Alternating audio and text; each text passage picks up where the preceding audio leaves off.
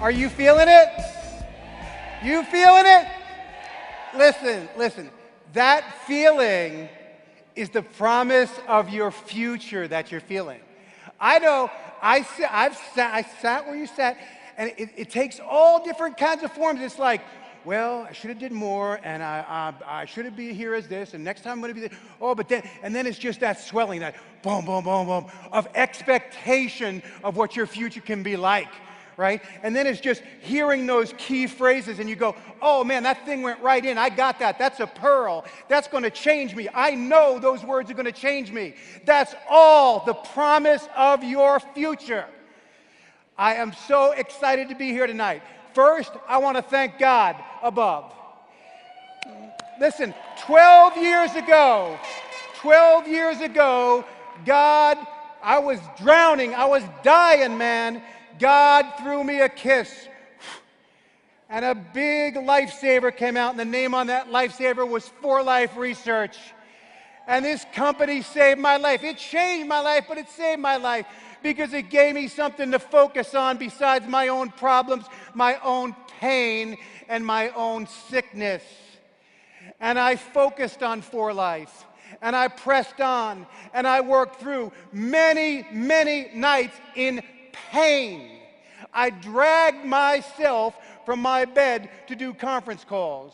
I dragged myself out of that bed in the morning to prospect and to call people because it was all I had, and I was not going to pass away if that's what God had for me and leave my family broke with nothing because I owed them better and because I wanted to give them what I never had.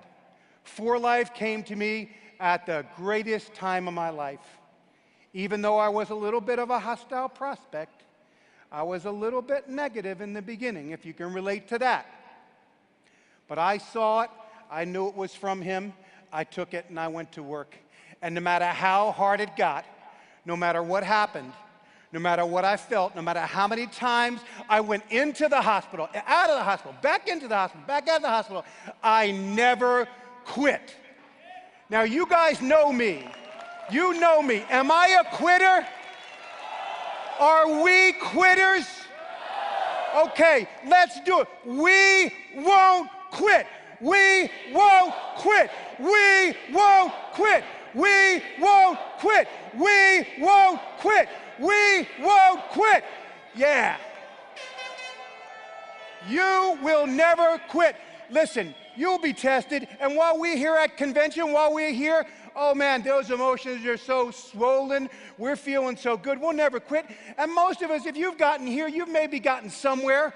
So you're not going to quit. You're not going to do the big I quit. But it's all the little things. See, because while I never quit, there was something I had to do.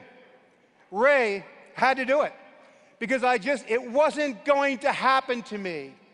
I couldn't quit, but I had to surrender. I had to surrender.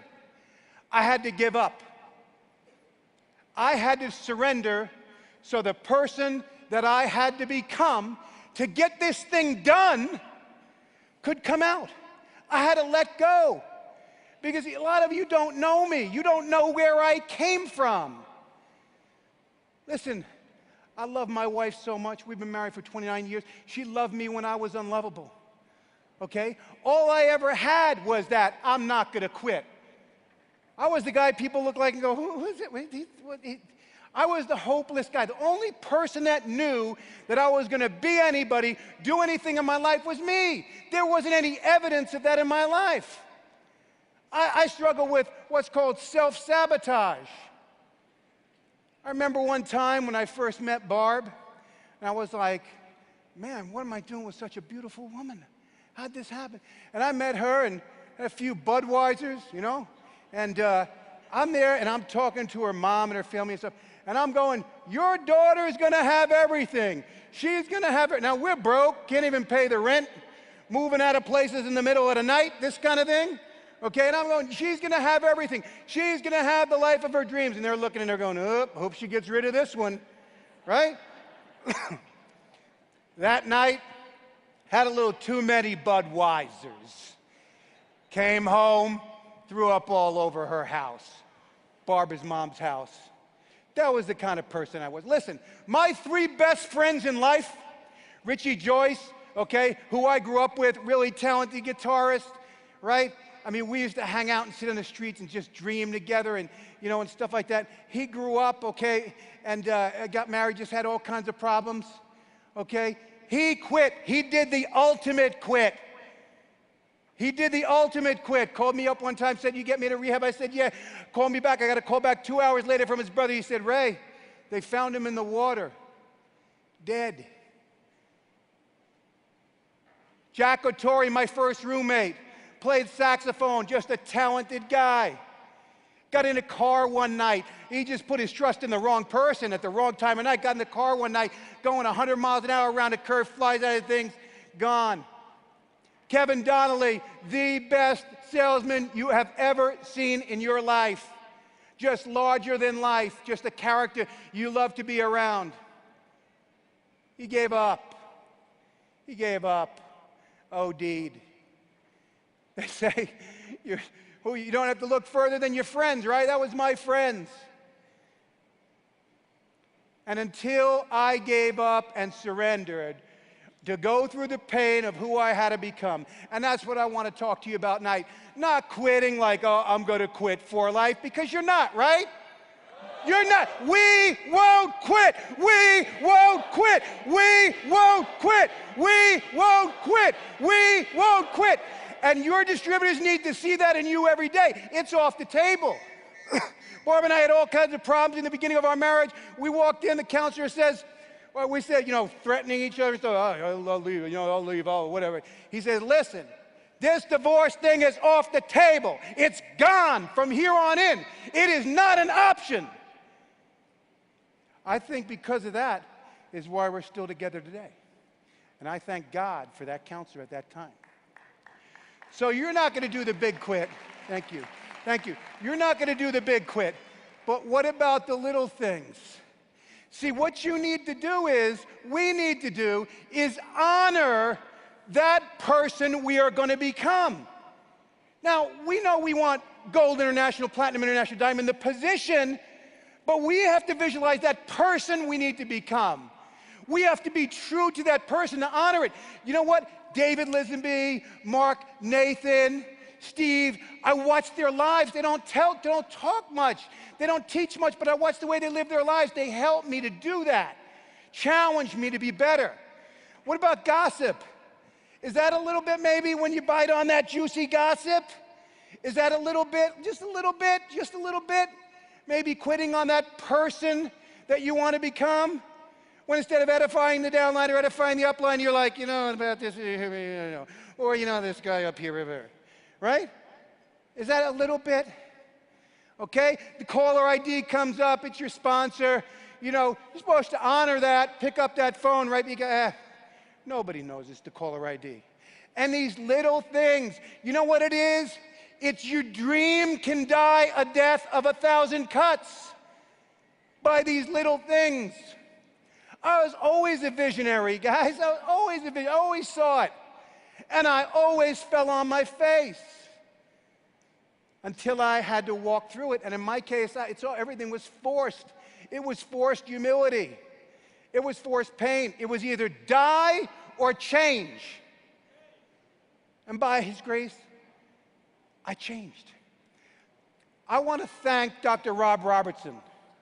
He was my anchor in the beginning, that I could talk to a guy that credible. See, I needed credibility in the beginning. I'd been around the block, no trust. I had zero trust in network marketing companies. That voice of Dr. Rob, knowing what he gave up, multi-million-dollar medical practice. I said, well, gee, if he can take a shot, surely I can. And everything he did for everybody in the beginning. Listen, this is just me talking. This is just me.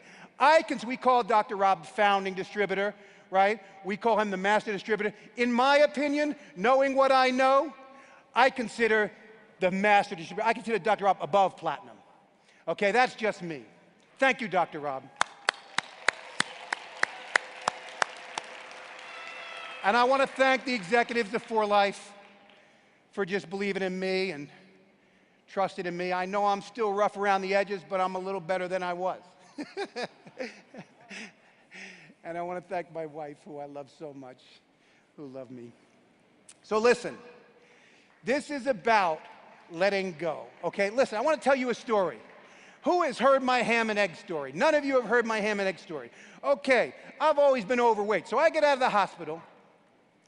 I'm like 175 pounds. Okay, I had to lose 50, which I did do that, actually 60. I did do that to get a liver transplant. I had to do that, right? So I did that, I got to 250. I go into the hospital, and now I go on the involuntary liver transplant diet, okay? And so I go down to 175 pounds. Now I get out of the hospital being blessed by this new liver, being blessed by God to get a second chance in life. And what happens? International Diamond, Ed Locke calls me and says, I'm at the airport, pick me up. I say, sure. He says, what are you doing? I had eaten nothing. IV, that's how I ate. And then a couple of yogurts right before I got out. That was it. I mean, I didn't even know what food smelled funny to me. I didn't even know what it was. So I said, where do you want to go? He said, let's go over here to this Perkins. So I said, okay, Ed. He's ordering, he picks up the menu. He orders, he says, I'll have the ham and eggs. I said, you know what? Right out of the, I'll have the ham and eggs too. I got like a ham and eggs fixation. That experience of eating those ham and eggs was so good. Wow, that's good food. I went to Denny's like every day for ham and eggs, okay? And what happened? My weight went right back up to 285 pounds. Why? Because it doesn't matter what happens then unless it happens in here. I hadn't become that 175-pound person yet. Now here's the good news about that. You ready? Okay, and look, in all humility, if you want to give me a big hand on this, this is fine, but here's the deal. Okay, I go to the doctor's office the other day, and I had June 09, I walk into the doctor's office, and my A1C, that's your sugar going back 3 months, my A1C is 9.6. Now that's very, very, very high, okay? That's pretty much diabetic or just right there, pre-diabetic. I went back in just before I came to convention, and he looked at me and smiled. He said, you did what you said you were going to do. And I said, why was it? He said, 6.7. He said it went down to. So Steve Apple comes to me the other day, and people have been coming up and going, you look great, Ray. And I did. I lost 35 pounds, okay? Because why? Because I won't quit. I will die trying. So he says, you know, when you go down 1 point with that A1C, he said, that's exponential. He said, every point you go up is not just a point, it's a doubling. And I said, ooh, doesn't that make sense? Isn't that good? So, see, I have fallen in love with becoming this type of person. I hear Emilio speak, Dave and Jeff, I hear Juan speak, and I just look and I just aspire to be all that I can be, to grow and to change. But I had to leave the old person behind. Listen, I'm gonna tell you something here, okay? I wanna tell you something. For me, I spent most of my life not feeling safe. Okay, when I was little, there wasn't really anybody to take care of me. I was out there, man. I was angry, I was lonely, I was broke, and I wanted some money. Any of you want money? Yeah, there's nothing wrong with that. It's a result of service, okay? So I worked hard when I got this platinum. We started making money, and I got to a place where I felt safe. And then I started getting, wait a second here. Okay, I'm not going to die. I'm going to be around. 1 year, 2 years, 3 years out from this transplant. Man, this is the grace of God. You're going to live. You're going to be around. And Barb keep telling me, you and I are going to be walking down the road 35, 40 years down the road. We're going to be 90. I say, and it's starting, she's positive. She's starting to settle and starting to believe this. So I started to relax a little bit. I started to just rest in my safety. And we always saved, like because of being in network marketing before, we always saved like it was going to go away tomorrow. Never lived extravagantly. I still live in the house I bought for $235,000. That's just us, okay? I went and I bought a Lexus and stuff. I said, you know, I don't like Lexus. Now I have a pickup truck. I have an F-150, and I feel really good having an F-150, okay? But I had to become a different person. I had to change. And that's what you cannot quit on. There's a book out. It's called What Got You Here Won't Get You There. Anybody ever heard of this book? And I read this book and it challenged me. Because you know what? For me, I'm right where you are. What got me here will not get me there. God gives you something. He puts people in your life. He gives you a check. He gives you recognition. And then he says, lay it down so we can go to the next level together. And that's what we got to do, okay? Don't take quitting off the table. Notice these little quits. Death by 1,000 cuts. Notice this thing. Day by day, hour by hour. I know who that person is. I'm visualizing that person. That person is up on stage. That person is you. That person is you up on stage as Gold International, Platinum International. You make that real. You visualize that. And then you walk in the revelation of who you need to become to build that person. And you have to lay down the old person. And for some of you, for me, that was walking through pain. That was doing things when I didn't feel like doing them. Because I was the type of person, I wanted to do what I wanted to do when I wanted to do it. And if I didn't feel like doing it, I wasn't going to do it. And nobody was going to tell me what to do. But I understood the principle of all-out massive action. I understood that when you're in building mode, when you're doing that 90-day plan, when you're going crazy, okay, everything else is on hold because you've got to get to that first level of belief. You've got to be able to turn out and say, got here. Now what are you going to do when you get there? See, that's the thing. Some people, I rested a little bit. I rested at Platinum. I'm not resting anymore. I'm telling you that right now. I'm not resting anymore. Okay, it took a while. For the last 6 months, that's been churning. You got to lay it down, Ray. You got to grow. Where are you really going? Because you just got started, man. God gives it to us anyway, right? And so I rested a little bit. But some distributors get to diamond, check, $400, and they go, okay. Speaking a little bit at the meeting, you know, ooh, this is good stuff, man. This is good. You know, your head's a little tall, right? Oh, let me see. Looking people right in the eye. How you doing? How are you? How you doing? Right? Feeling pretty good about yourself, okay? But you don't rest there. You say, that person. You look at the upline. You look at the examples of integrity. Integrity is somebody being true to who they are, to who they want to be, right? It's somebody laying it down all the time. It's not always easy. Maybe you can become that person after a while. And what do we have to have integrity to?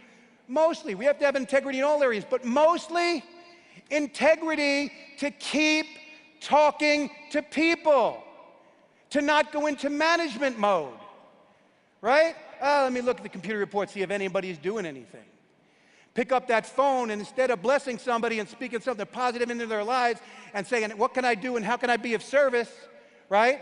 And willing to go out of your way for that person, okay? You're like, let me see what they're doing. Let me call and see what they're doing, right?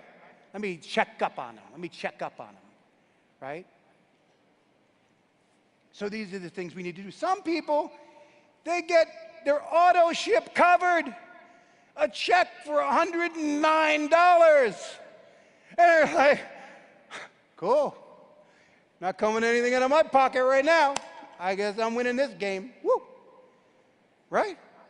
Some people get their living expenses covered. This is huge. This is huge. Oh, I just had something come over me. Come, do it with me. We won't quit. We won't quit. We won't quit. We won't quit. We won't quit. We won't quit on that person we need to become to be at that position we need to be at to earn that check that we need to earn. We won't quit on that. In the little ways and in the big visioneering ways too. Some people get those living expenses, I don't know, $3,000, $4,000, I don't know, $5,000, $6,000. And they go, whew. Because the commitment to not quit is that making it thing that maybe it's a dollar figure or maybe it's a stress reduction figure. Oh man, I got my stress manageable now. My stress is manageable now. Listen, you're talking to somebody who has been under unbelievable pressure and stress and fear for my life, in my life. And sometimes when that stress comes off, we're like, it's okay. Did you hear me? It's okay. It's just like the poem, the famous poem says, rest if you must, but don't you quit. Don't you quit on that person that you're becoming, that person that you want to be. And this may sound very, very crazy to you because you see the position, you see the recognition, you see the money, you saw those Rolexes, woo! Right? You see that, and that's all cool. But I'm telling you today, there will be a time when you have the money, when you have the Rolex, when you have the recognition, you've soaked it up, it's filled you up, you feel good about that, and you know that you know that you know. The biggest payoff of all your work, of all your persistence, of all this honoring yourself, honoring your dream, never quitting on the little things, on the person you want to become, that all that is a way bigger payoff than the position, the recognition, or the money. And you've heard it 1,000 times on many CDs. It's not the destination, it's the journey. It's not what you get or where you go, it's who you become. That's the blessing of doing the work in this business. Listen, I want to bring out the person who has influenced my life. Her name's Barbara, just a little hint. The most, by just loving me to health, by being by my side at the worst time in my life. And I'd like to bring out my wife, Barbara Meurer.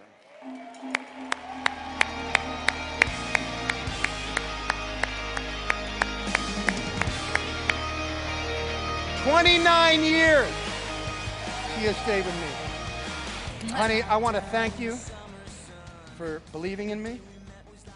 I want to thank you for sticking with me. And thank everybody that's come up to me and said, you've inspired me or you've touched me. You've touched me more. You've touched me more. That is the greatest blessing. That is the greatest thing that you said to me. And I love all you. I'm honored and humbled to be up here, and thank you very much.